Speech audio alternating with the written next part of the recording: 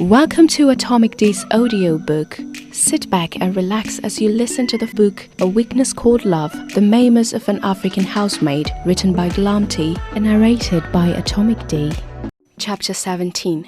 Musa had visited Shatu once and never went back. Every day there was a different excuse, but he told my mother that she was a fine girl. I was happy with his declaration. Since the sad demise of Ubaida, I had told my mother I will not go to town with Halimatu. Besides, Halimatu and I had our issues. I knew she will never agree to take me to town. I did not want it either. I was not ready to die yet, so my mother went to another woman named Laraba. She also takes girls to town. Laraba had agreed to take me to town this time. I started preparing for town. All my clothes were dirty. I had to go to the stream and wash. Musa had already washed my mother's. I carried my clothes and was off to the stream. I had put my clothes down and was about to start when I felt someone embraced me from behind. A head reached the middle of my neck.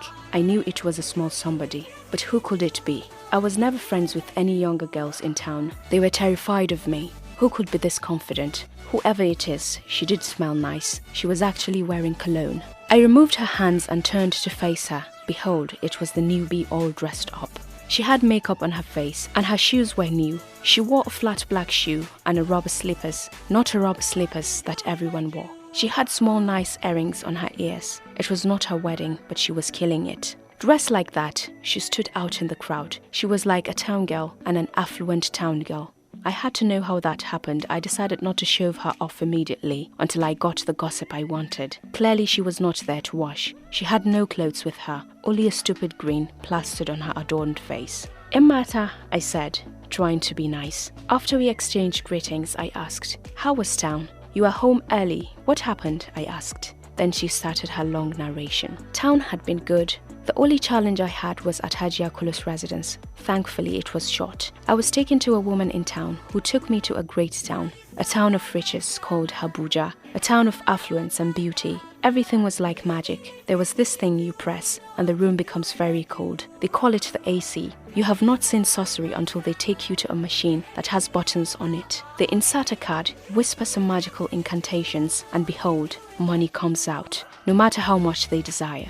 The woman I was supposed to work for looked at me and asked, "How old are you?" To which I replied, "I don't know." Like most girls, the newbie does not know her age. Mothers usually count how many rainy seasons they were after the birth of a child, and they almost always forget after a few years, for they get tired of counting. Unless they were one of those obsessive parents, in that case, they never get tired. They treated me well and even enrolled me into this town school, she continued. Through the corner of my eyes, I saw Rabi and her gang watching us curiously. I smiled, knowing them fully well. They were wondering where such a rich girl was from. They were a different breed. They were from a neighboring village, although one can walk to their village by foot from ours. The villages are sparsely populated. Some villages have only 3 families residing, though the families have at least 30 people each. Their village was the village of the Tubabu, the repented, the new converts. They had only accepted the religion of Islam 20 years ago, unlike us that our ascendants were always Muslims. We were not friends, but we socialized well with them.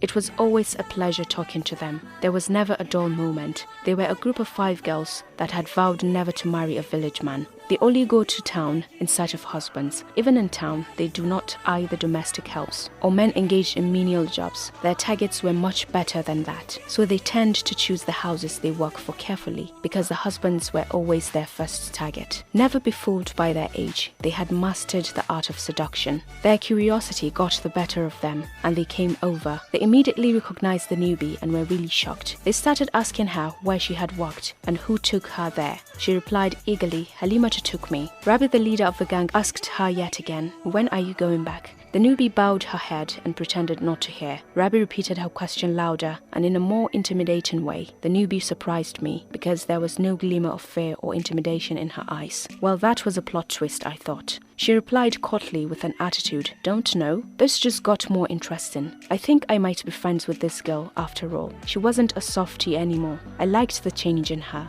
Rabi had gathered enough information and so she went away. The rest of her gang trailed behind her. I sensed something was wrong. I wanted to know the rest of the story. After they had left, I asked the newbie, "What was that about?" "Why did you not want to tell her when you're going back?" She replied, "Can you keep a secret?" I said, "Of course, and I will not judge you." She said, "I don't know when I'm going back." Her mood suddenly changed. She was sad when she said that. She continued, "The people I worked for were good to me. We call the Hajia Mami," she said. Her face shone when she said that, and a small smile illuminated her face. At first they said I was too small, but then she was very kind and she let me stay. She never let me work too hard. I had a lot of free time to play with her kids. Her eldest is my age. We play together all the time. She even buys us sweets. Then one day, Mommy's husband said he will enroll me into a school, a conventional school. I was already enrolled into an Islamic school. That was when she started looking for an elder maid. She was able to find one and I was enrolled. The elder maid became like a mother to me. She started talking bad about Mommy. She said she was unfair to me, that why do I have to go to a public school while Mommy's children went to a private one. I started resenting Mommy. For Ia, the elder maid, made me see the light of the day. Everything she did was never enough. I wanted more. I expected more. She seemed very stingy, so Ia and I started taking stuff without asking. Ia said we were entitled to it. It was our right. And since Mommy was not ready to share, we have to take what was supposed to be ours. Ia said I was more disciplined than her kids and that I deserve better.